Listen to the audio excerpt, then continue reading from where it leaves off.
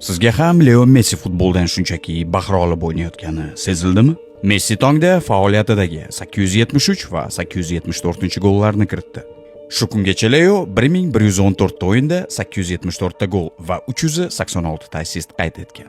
Penaltilarni hisoblamaganda 764 ta gol kiritgan Messi faoliyati davom etayotgan futbolchilar orasida bu ko'rsatkich borasida birinchi o'ringa ko'tarilib oldi.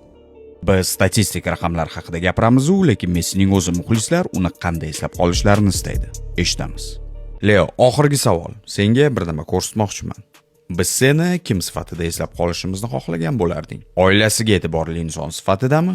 Sababi sen har doim oilang bilansan, yoki hamma sovrinlarni qo'lga kiritib bo'lganiga qaramasdan yangi sovrinlar uchun tashna Leo Messi sifatidami? Yana bir variant, dunyoni zabt etgan Rosariolik bolakay sifatidami? Lekin bilmadim. Odamlar meni qanday xohlashsa shunday eslab qolishsin.